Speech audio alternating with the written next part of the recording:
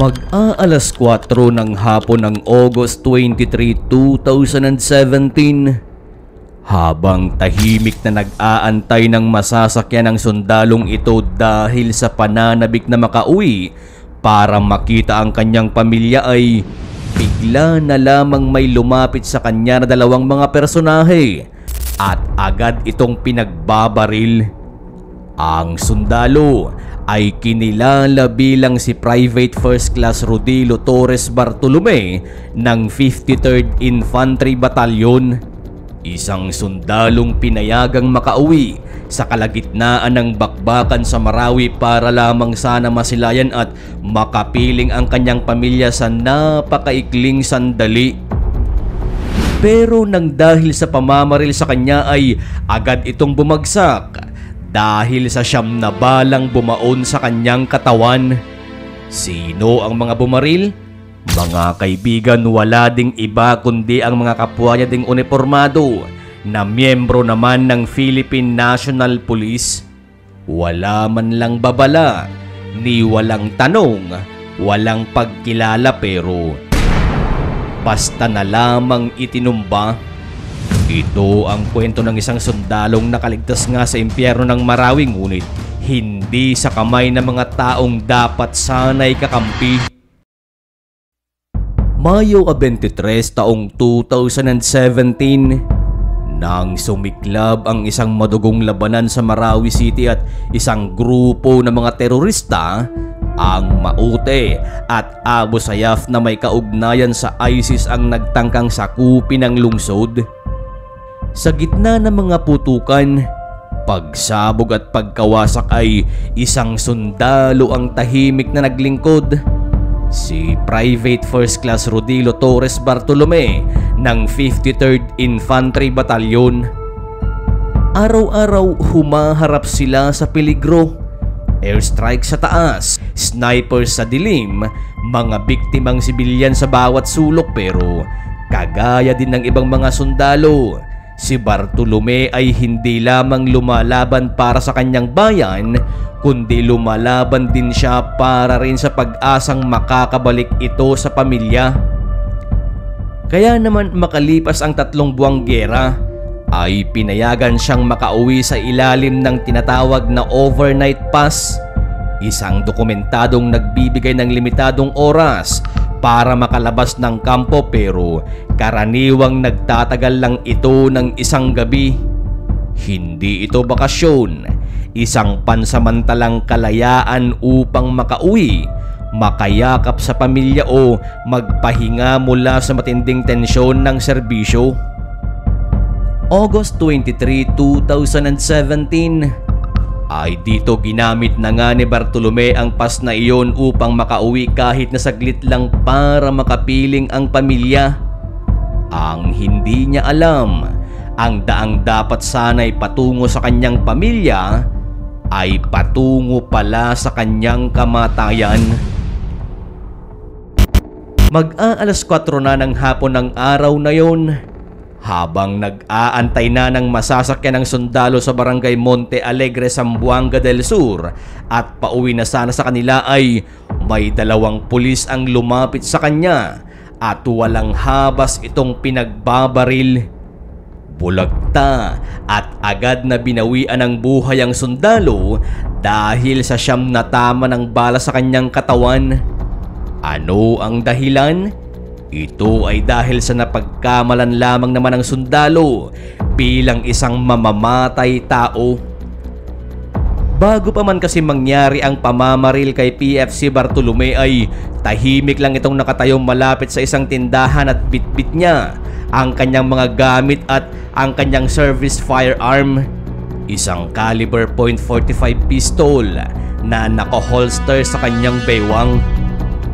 Maayos naman sana ang lahat hanggang sa may isang civilian passenger dispatcher doon din sa barangay Monte Alegre na nakilala sa pangalang Oscar Asuelo ang nagtungo at nag-report sa Community Police Assistance Center at nagulat na mayroon umanong kahina-hinalang lalaki at tila armado ito ng baril. Hindi niya alam na sundalo ang tinutukoy niya, kaya naman inakala niyang siya ay rebelde o kriminal. Dahil naman dito ay agad na rumisponde ang dalawang pulis na kinilala bilang sina PO2 Ronald Zeros at PO1 Micael Bulanday.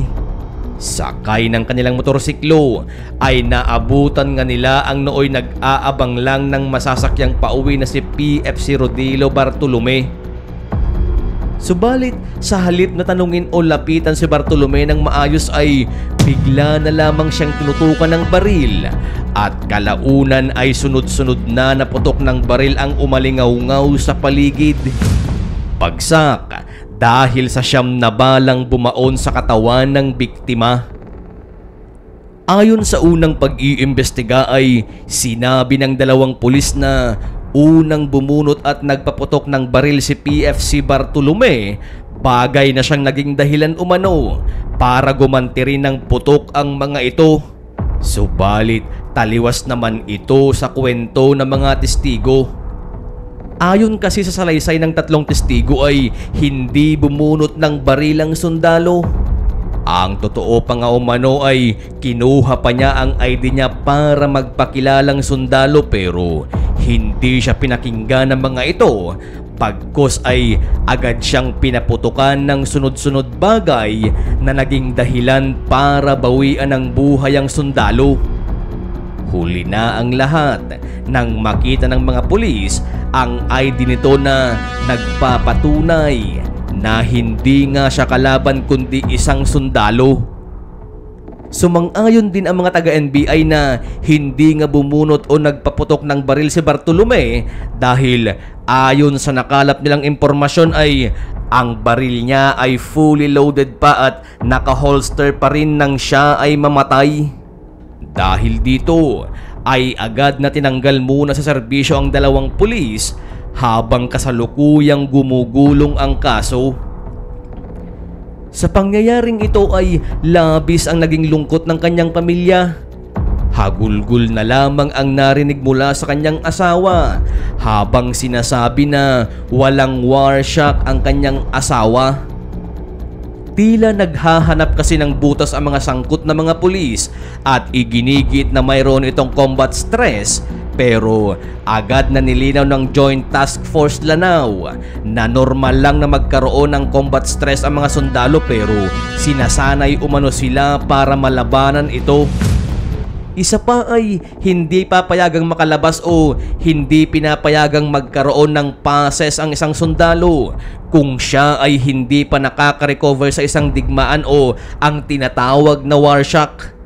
Ganito rin ang naging paliwanag ni Brigadier General Restituto Padilla at anya ay Dun sa komento na sinasabing siya ay combat stress, hindi naman po siguro dahil nakarating siya ng maayos sa lugar.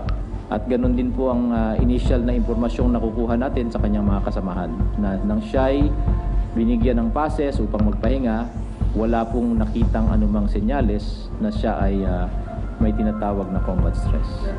Siniguro din ng nooy hepe ng PNP na si Ronald Bato de la Rosa na makukuha ng pamilya ang hustisya, pero sad to say mga kaibigan dahil sa kasalukuyan as of this recording ay wala pang malinaw na bagong update ang lumalabas sa publiko hinggil sa kaso laban kina PO2 Ronald Zeros at PO1 Micael Bulanday matapos ang initial murder charges na isinampa sa kanila noong August 2017. Ganun pa man, nasampahan man sila ng murder charges ay wala pang record ng pagpasok ng mga ito sa aktwal na trial o kondisyon ng pagkakakulong mula sa mga pinakahuling available na public records. Sa madaling salita, ang kaso ay tila lumamig na dahil sa kasalukuyan ay wala pang opisyal na talakong ang dalawang pulis ay nakasuhan na sa korte o kung nakulong na ba o nasentensyahan. Pero mahalagang tandaan mga kaibigan na ito ay batay lamang sa pinakahuling update na mababasa online. Ganun pa man, hindi nalingid sa atin ngayon na tila marami na sa mamamayan ng Pilipinas ang hindi na nagtitiwala sa mga pulis. Sabi pa nga ng iba ay mas nakakatakot pa nga sila kesa sa mga totoong kriminal. Ikaw kaibigan, ano ang masasabi mo tungkol dito?